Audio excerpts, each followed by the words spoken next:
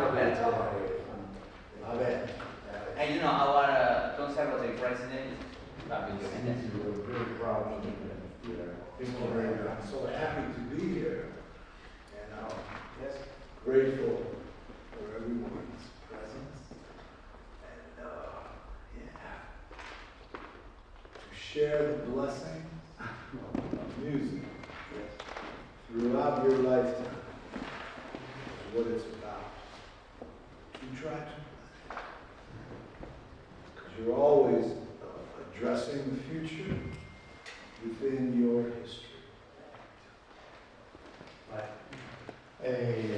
Permettetemi di intanto, Presidente, per giusto insomma un saluto. Allora sì, davvero due parole, oltre a ringraziare il maestro Lovano, il maestro Ottaviano, il maestro Minata e tutti quanti quelli che hanno collaborato e che mi stanno aiutando, diciamo, a portare in porto questa iniziativa. E io ho fortemente voluto e ho cercato in CDA di far sì che si realizzasse le condizioni che oggi vedrete, e spero, diciamo, abbiate avuto modo in questa settimana di poter assistere alle prove, a vedere la bellezza di quello che si sta realizzando. Ovviamente poi ci sarà anche la distribuzione del film, quindi avremo modo, il nostro conservatorio potrà, diciamo, girerà in tutto il mondo il suo nome e i nostri ragazzi, i nostri musicisti, e di questo io sono estremamente felice e davvero spero tanto che per tutti quanti voi studenti sia stata e possa essere sempre un momento di crescita umana, professionale e insomma che sia un'opportunità anche in termini di apertura rispetto alle possibilità e alle opportunità che si possono aprire se proviamo a guardare oltre, a cercare di batterci anche perché si facciano cose diverse, cose nuove che possono essere un vantaggio e un miglioramento per tutti quanti noi. Grazie davvero, io purtroppo mi fermerò solo poco tempo perché devo guardare e ancora grazie al maestro Lovano. Thank you very much. Io dirò veramente pochissime cose perché poi lasceremo parlare Gio, la musica, insomma, tutti voi conoscete il maestro Lovano, che ha una storia musicale davvero molto, molto importante, una storia musicale che viene da lontano e viene da una relazione con i più importanti musicisti della scena afroamericana, ricordando così in modo molto veloce la sua partecipazione alla straordinaria orchestra di Woody Herman. La prima volta che ebbi modo di vederlo fu proprio al Village Vanguard in una big band, ma poi naturalmente la sua storia è quella che ha segnato l'incontro con delle sezioni ritmiche importantissime, quella con Dave Holland, Elvin Jones, i quartetti con Willie Miller, poi con Tom Harrell, e poi una importantissima reinterpretazione del grande songbook americano fatto con i protagonisti di questa musica, da Hank Jones e poi le avventure con il trio di Paul Motion, Bill Frisell. Forse qualcuno più attempato di voi si ricorderà la prima volta che abbiamo sentito quel trio allo Strange Fruit, oramai a cavallo tra gli anni 80 e gli anni 90, ma poi gli esperimenti straordinari di scrittura, di composizione e di improvvisazione fatti con una formazione che ha chiamato Universal Language, in cui ha mescolato moltissimo esperienze della musica afroamericana insieme a strategie improvvisative molto ampie. Tuttavia nella musica di Joe c'è sempre stata presente questo rapporto, questa relazione con il nostro paese.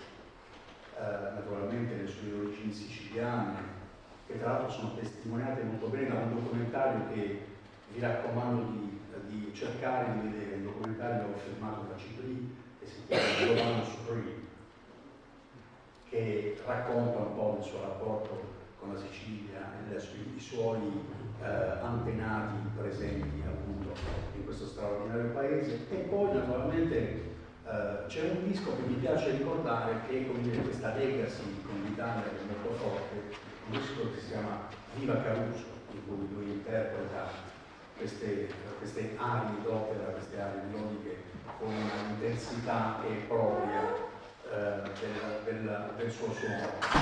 Naturalmente il grandissimo, straordinario virtuoso del sax tenore, che è uno strumento italiano, una casa in Borgen, fatto apposta per lui in custom, ma naturalmente Joe ha avuto modo e suona tantissimi strumenti, anche strumenti più stravaganti, come per esempio il tarogato, che è una specie di un incrocio tra un clarinetto e un sax soprano interamente in legno, oppure l'autochrome, che è una sorta di doppio soprano che pochissimi hanno avuto modo di sperimentare e suonare. Delle storie straordinarie, quelle di Joe, che racconta attraverso la propria musica. E io partirei facendogli una domanda proprio inerente a questa sua partecipazione, cioè il legame con Nino Rota. So just a question and then so you are free to of course.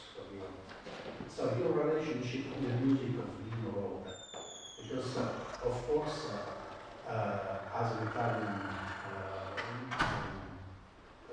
for me it was very important, but I know also from a lot of American and Italo-American people for his relationship with Federico Fellini, of course, soundtracks, but not only, also because of the imaginary vision and landscape he has built in his composing. I think that it suggests to a lot of different musicians to go for different atmospheres of different areas. Good. Scusi, non parla italiano. No problem. But music is in all languages. And Nino Rota's music is beautiful. Melody, rhythm, from the heart and soul of people, you know? And jazz music is all about that. Great compositions that are expressive in the nature and the song. Italian music and Nino Rota's music has developed from the idea of a song, beautiful song.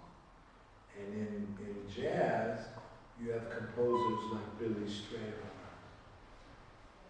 Duke Ellington, Thelonious Monk,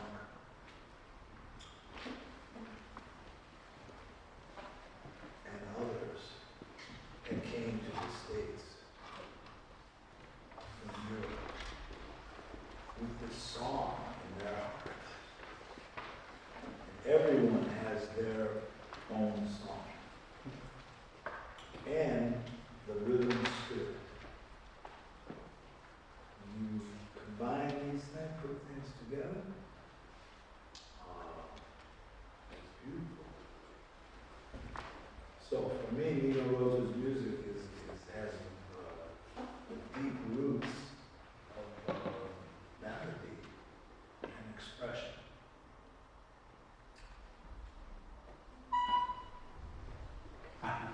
C'è bisogno che traduca. So I want to just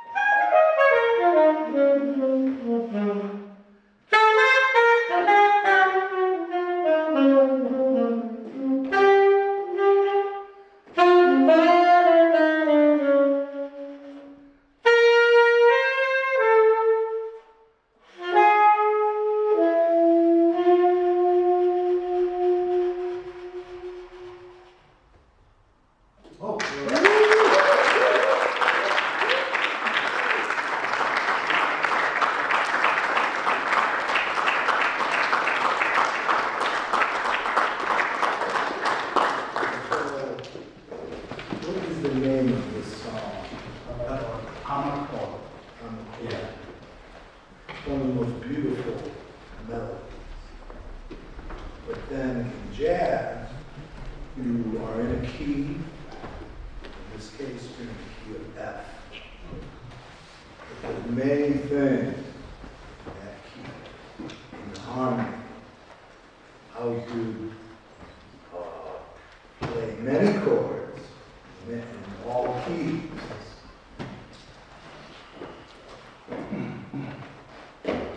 Jazz is about the blues.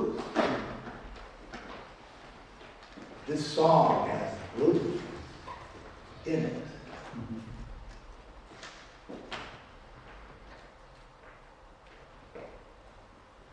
And what is the blues? And tell me what is the blues? The sensation. Sensation.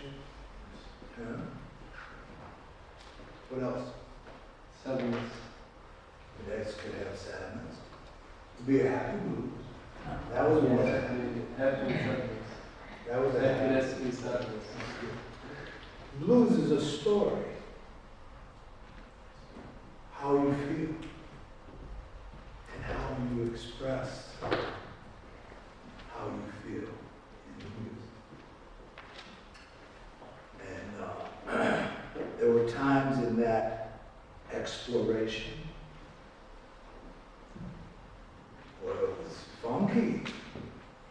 There were other times where it was the clouds opening in the sun. Jazz is also about nature and about expressing a feeling, expressing your feelings of how you feel at the moment. I'm very happy to be here and to speak with you and to look and to play this music with Vince Mendoza, orchestrations written for me and for a soloist. It's a thrill of my lifetime right now. So you speak about Nino Rota's music, and this song is only 8 bars. Yeah. And if you really, Thelonious Monk wrote some songs that are 4 bars, 8 bars, or 32 bars, however long it is to say, have your story. To create music within a music. So in this case, the music is on board. And now to improvise and to play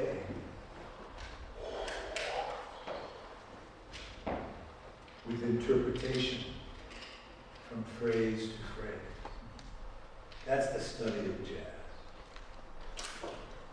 The rhythm, your rhythm spirit, melody, and the harmonic sequence that you explore.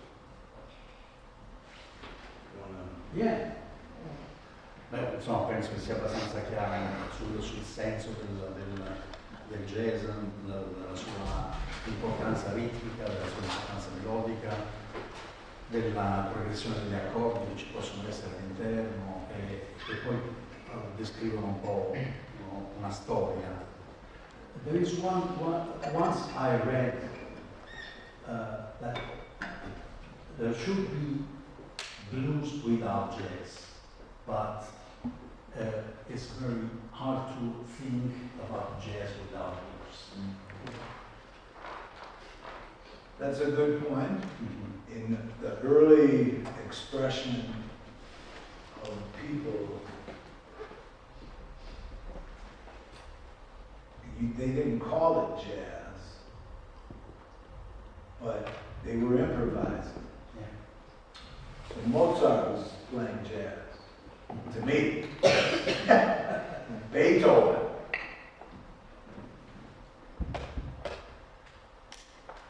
Keith Jarrett, the way he improvises and plays from that deep place of imagination. So for me, it's all one.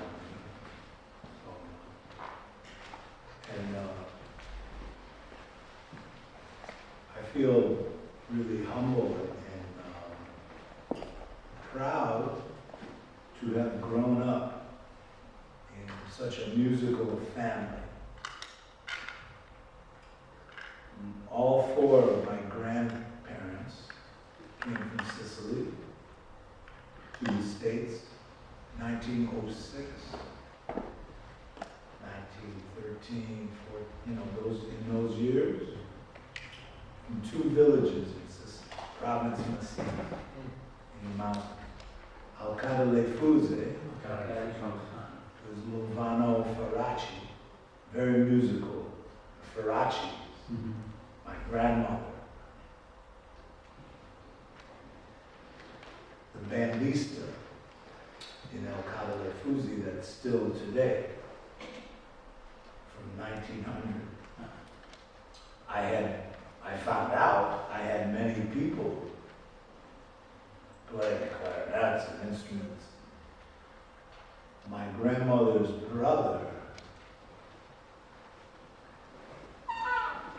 was a singer, tenor, and was a main important voice in Alcada.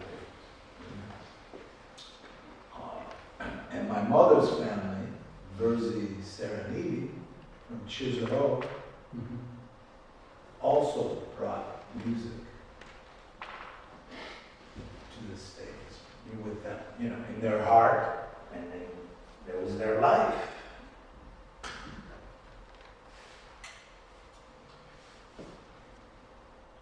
So, as very young, I heard a lot of music, Caruso, and then of course growing up, my father, he played the tenor saxophone. Now, he was a jazz player. He heard Charlie Parker.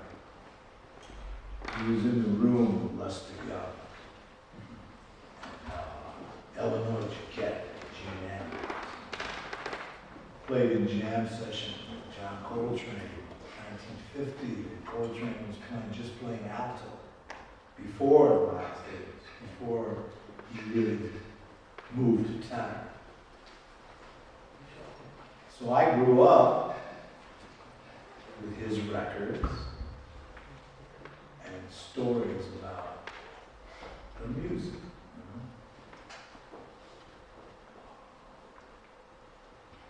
My uncle Nick, who was born in 1914 in Sicily, then came with my grandmother to the States. My grandfather went first, right? My uncle Nick played tenor. And so he was 11 years older than my father. And do you know the singer Dean Martin? You know this name, Dean Martin? Frank Sinatra. My uncle, he was from near Cleveland. I was from Cleveland, Ohio. Dean Martin was from Steubenville, Ohio, which was 30 miles from Cleveland. My uncle Nick was in the saxophone section, and he was the singer when he was discovered. Okay, so my uncle Nick, he spent his whole life playing in more in the big band. He was not really an improviser, my uncle Nick, but played beautifully. My uncle Joe, Giuseppe, was my dad's, one of his older brothers. He also played tenor saxophone. And he played more society kind of music, And my dad came, and my uncle Carl played trumpet, younger. So my dad and my uncle Carl were like Charlie Parker, Dizzy Gillespie players. Uncle Carl played trumpet. He used to love to play Billy's Bounce and some Charlie Parker tunes. He didn't have a career in music, but he always had his trumpet. My dad was a barber, okay? But he was a band leader and one of the important saxophone players in his generation. So when I'm very young, and I'm listening to him practice and try to read, you know, I was captured.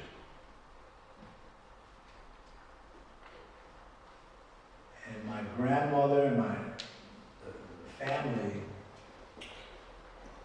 when I was 5 years old, very, very young, there was lots of music. So I was hearing all kinds of things. I didn't know what I was hearing. You know, until a certain point. But you try to hear. And I learned how to get a sound just on just this. Put the reed. A long time when I was very young, just this. Before I put, and then when I started to do this and learn the notes, the fingering.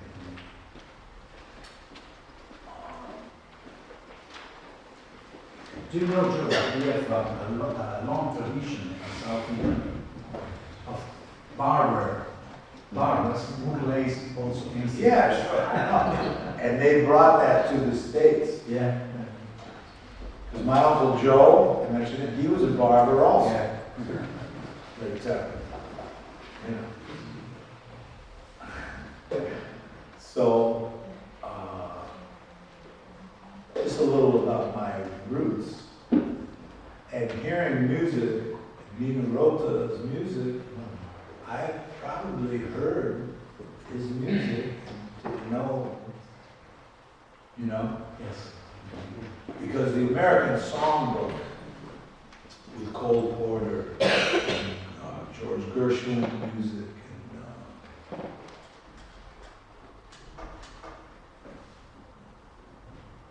were European roots that came, you know, and but they also were in New York and Duke Ellington, and everybody, you know, it's like it becomes a one. You hear the influence, you know, and then of course Charlie Parker and Coltrane and Sonny Rollins and Wayne Shorter. Joe Henderson, Albert Eiler, Ornette Coleman, the players through the years, my influences from records first. But then as I'm playing more and more, and playing with drummers and musicians of my father's generation, I started to learn how to play, you know. So the journey you are on is a blessing. Everything you hear that you love, that inspires you, you reach for. Also studying in books and to know the history. For me, the history in the music, I call the library of the sounds and spirits of the music. And that's all generations, multi-generational music that we do. I couldn't play the way I play if I didn't have deep roots in Coltrane, Coleman Hawkins, Ben Webster, Lester Young, and Bird. Ellington's music, Billy Strayhorn's music, and the songbook of jazz and American songbook, but also the international embrace of the world of music. C'è una delle ultime formazioni di Joe che si chiama Tapestry. Trio Tapestry, che è un trio con Marvin Crisper al pianoforte e Carmen Castaldi. Carmen Castaldi, che è un percussionista. Who's also a second generation Italian roots in Cleveland. We grew up together playing music. Questa formazione è una formazione che fino a un po' di anni fa poteva sembrare un po' insolita, no? Per un gruppo inglese, un sassofono, pianoforte e una percussione. Ma se ascoltate, if you listen the music of this, I think there are 3 albums, c'è veramente tutta la storia che passa attraverso la composizione istantanea, i brani scritti, perfino nelle ultime cose c'è un interesse di Joe per la dodecafonia nelle composizioni. Eppure tutto questo parla, also if you are interested in dodecaphony in some structural organizations, all that tells about the history of jazz. I feel that, cioè, si sente molto profondamente tutta quanta questa storia, che significa, for me, it's just my feeling from some years now, jazz is a really key word to go in the expression and to the art. È un passepartout alla fine il jazz per entrare in contatto con qualsiasi tipo di musica. Some people feel jazz is one style or another. But really, for me, jazz is an idea about how to play and to be free and to be expressive. And a lot of the music is a spiritual feeling in it from the church. Gospel and blues. Early music in America was about the church a lot, and still today, even in hip hop and in all of them, you want to call it certain things. It's under the umbrella of expression and the story of who you are. And my compositions are inspired by that.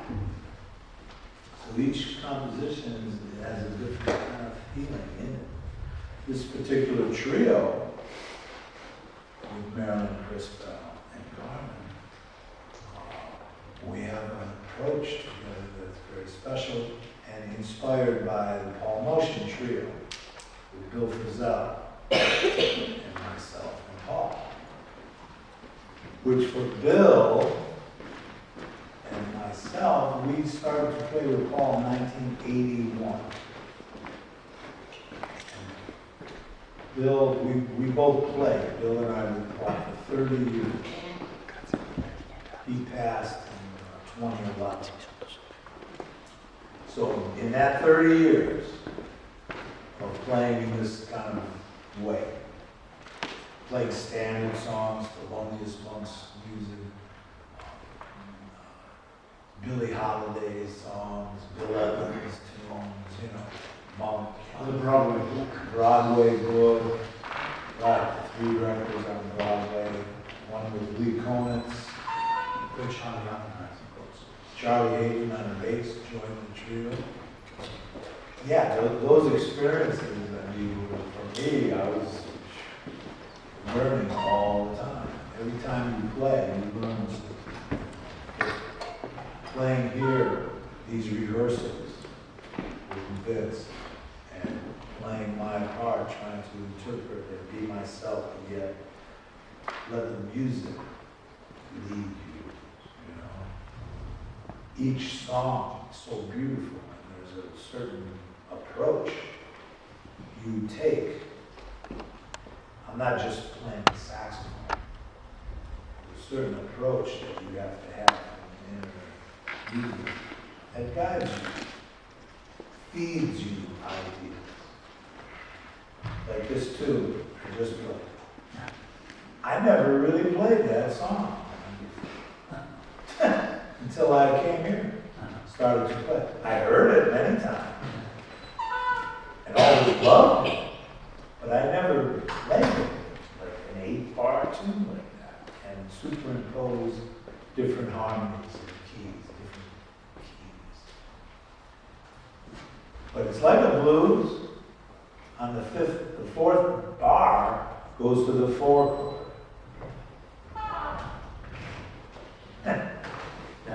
Volete, c'è qualcuno che vuol chiedere qualcosa, ci sono delle domande, volete fare dopo?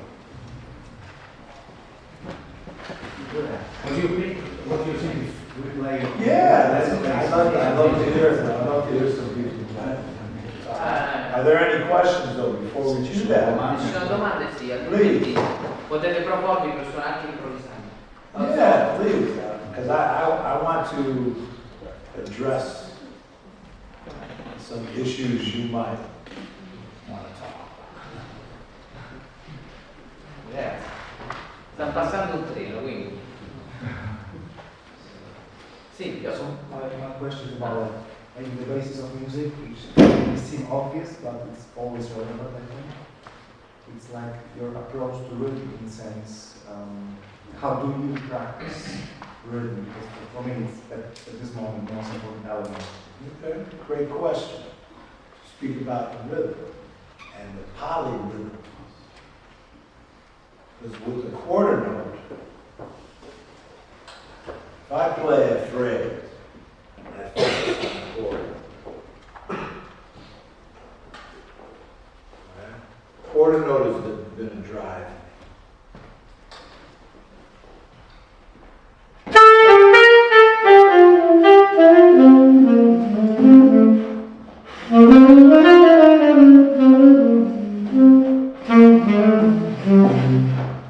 Okay, I'm playing off that. If I play off the half,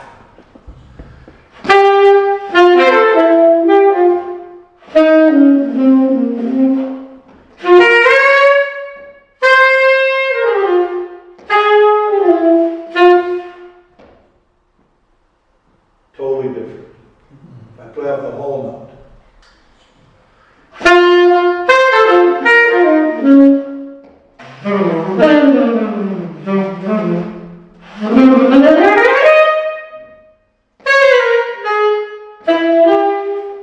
I might play more notes. I have a longer time. So, to really study rhythm, you have to study the spectrum of rhythm. A very early book for me. Elements and the elemental, fundamental approaches. You had a big note and a pyramid.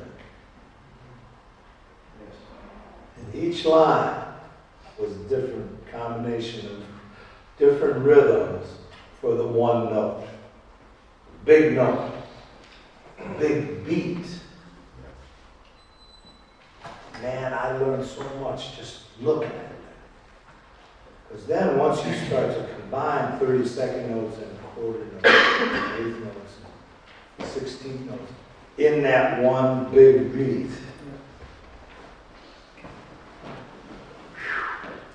like that. So, to play a song, and to study whatever song, to feel your different, how you accent, is the way I started to really develop my rhythm. And then you become very free. And you do all things.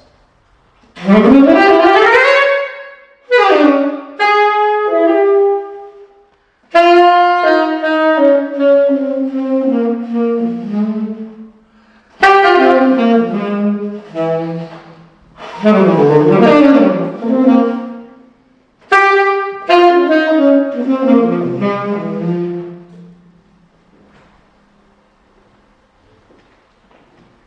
you don't just do that.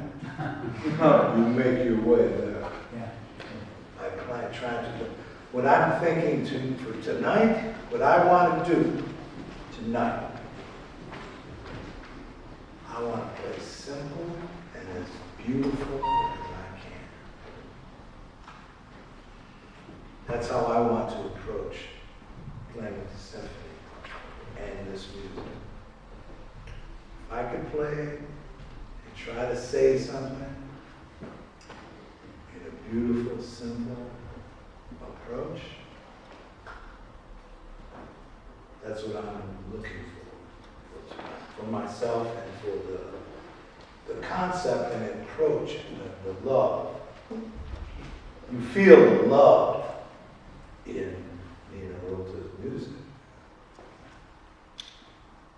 The way he wrote and the way he, I'm sure he conducted and he started this conservatory, right? I would have been amazing to see him conduct a rehearsal of his music. That would have been incredible.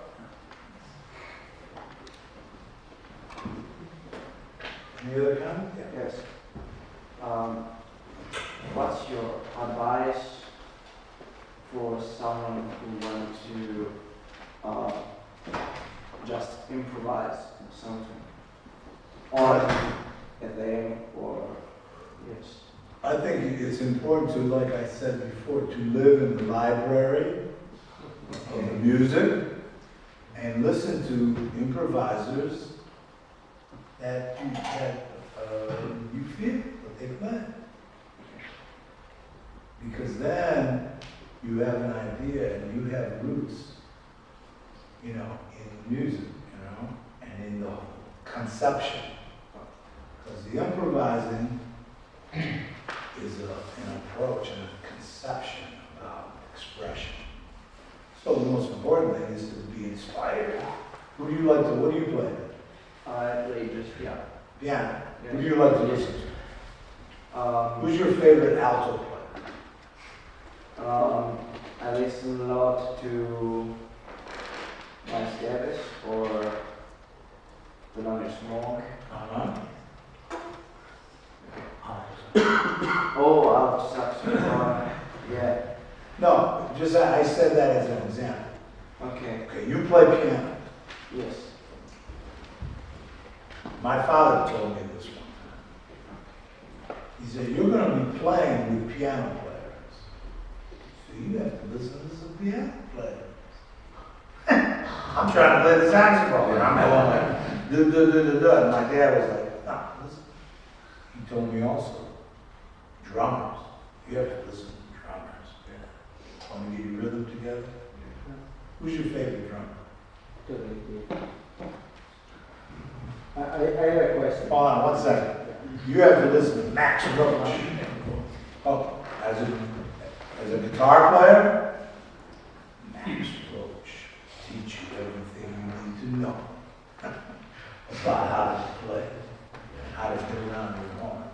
You listen to guitar players, of course, but you know John Scofield, for example? Scofield's totally Miles Davis. He was a trumpet player. Freddie Hubbard. He played like that. But he also listened to Philly Joe Jones and Sam Jones on bass. And of course all the guitar players, the blues players, everybody.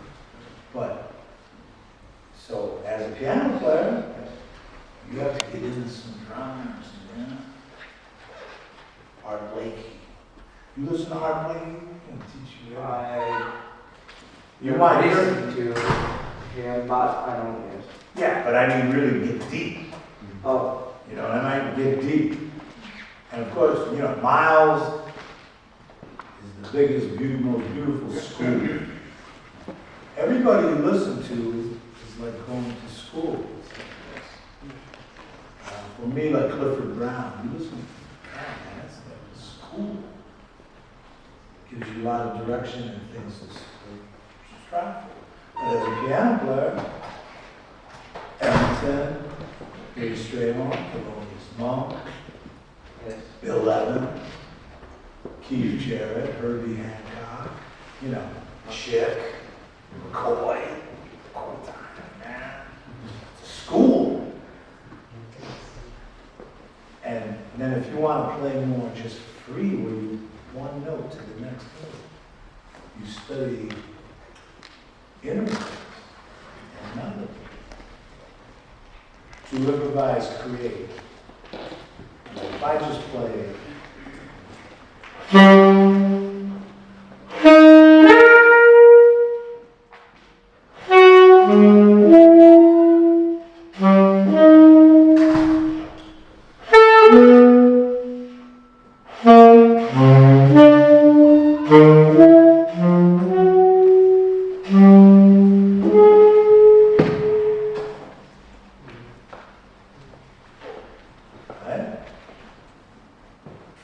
I just played some kind of song.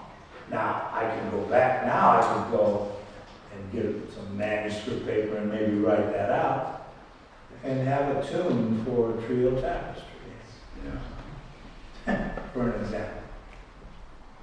You know, but it comes from intervals and hearing tones. I look at, when I practice, that's how I practice now. I practice vibrating, I call it vibrating on tonalities in all the range of your own to get your sound effect. On a saxophone, to play really pianissimo.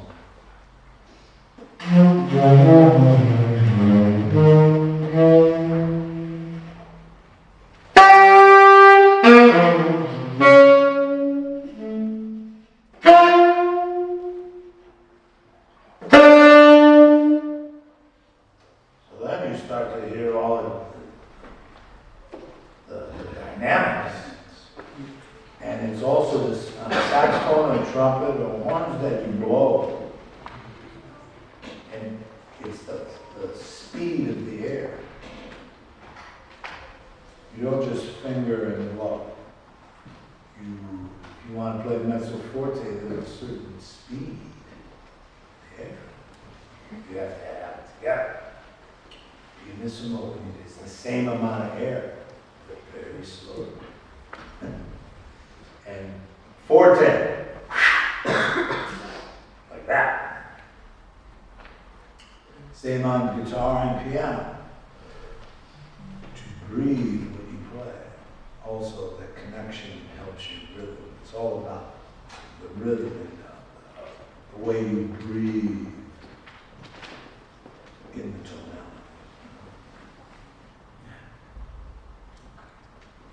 Gaetano, Yes. Yeah, excuse me, New York. My name is Gaetano. Gaetano, I had an uncle Gaetano. Oh, really?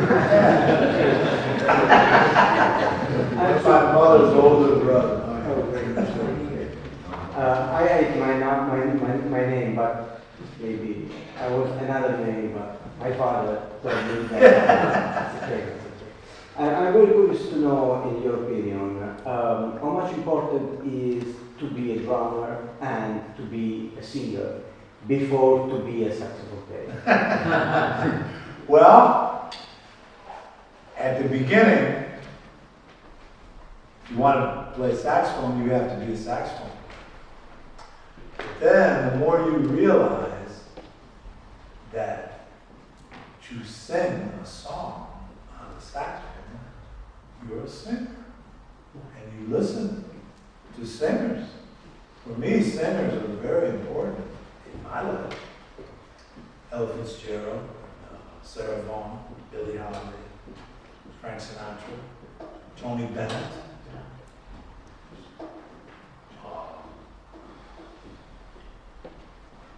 I was very fortunate to play in some big band. In my early 20s, one of my early gigs was with the Woody Herman Band. My first time to Italy, 1977, we played Torino. I was 23. my first European tours. But during my 2 years or so with Woody, 3 years with Woody, I played behind in the saxophone section. Sarah Vaughan, Mel Torme, Joe Williams, Billy Eckstein. We would play, you know, and man, I played with Tony Bennett when I first met him. And Sarah Vaughan too. I could already play my part. I'm listening to them. And I'm also realizing if I was playing that tune, if I was leading that song, I have to do what he's doing. So that's very important as a saxophone player and a trumpet player.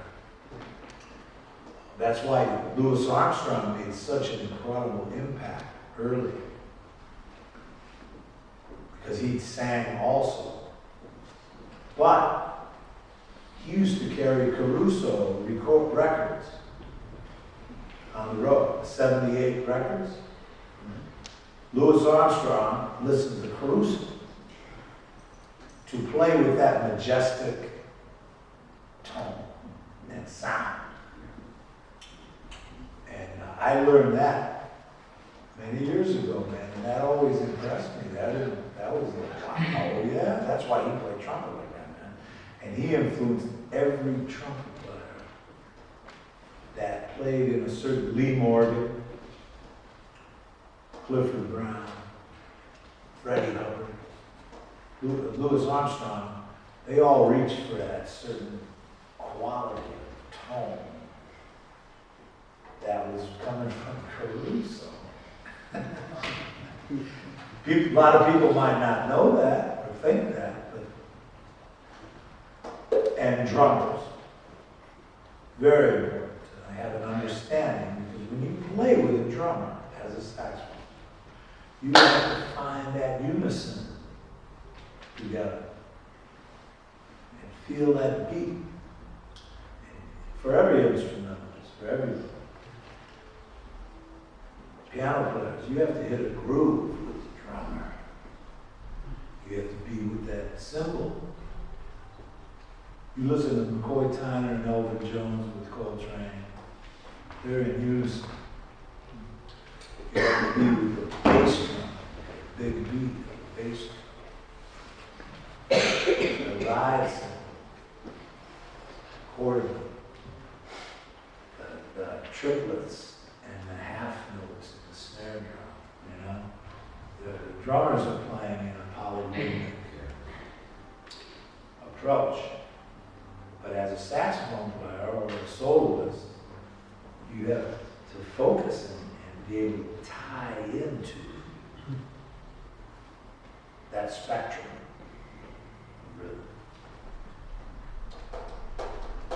So for me, that study from an early age, I was able to have an understanding as the more I'm getting myself together at my home, starting to play with cats,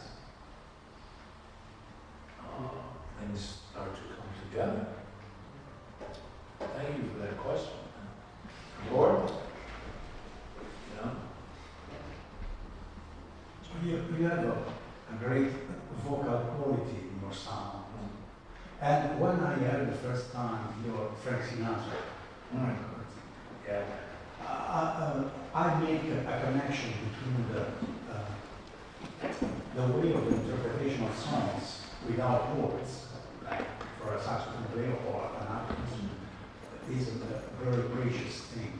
It's a gift in a way. I remember when Dexter Gordon and around Midnight Movie, he was a little bit in difficulty, and he said, "Oh, I forgot the words of that song I can play." Yeah, right. I gotta play.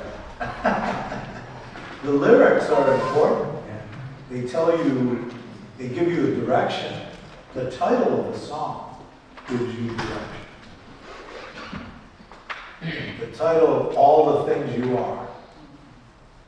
That title. You play that title every time you play. if you could have that in your approach, then you're free, man, to do all these things. Inside whatever song it might be. But the whole idea of the Sinatra recording for me, because I grew up, of course, listening and trying to learn all the songs. The way, not to try to play the way they sang, but to learn the songs. And that taught me a lot. And then when I started to think about this project with Manny Album, the orchestration for string quartet and woodwinds, I had my trio with Al Foster on the drums and George Mraz bass. It was like a trio. But with string quartet, and voice. My wife Judy sang, and Manny wrote for her with the strings and the wood. And every now and then there might be a little lyric, but mainly her voice is like another instrument in the approach. But she has that kind of concept and way of singing. It's very special, real classical, but jazz. You know. She's also on the Viva Caruso, which came after the Sinatra. That's also I'm really proud of that, because it's pieces that Caruso sang, done in another kind of way, in an opera house ensemble, and a street band. What did who did Caruso listen to? That's what I was thinking. What music did he hear outside of the opera? You know, of course, he's hearing all the famous, beautiful music, Beethoven and everything. But on the street musicians, the marching bands, you know, like the Fellini films that Nino Rota kind of captured. This was in my imagination to try to do something crazy with something I was imagining that might have influenced Caruso when he was 5 years old, 6 years, 8 years old, before he, you know. And I was very fortunate to be recording from Blue Note Records that embraced my ideas. And I was able to document some music for me that was about all the things you are.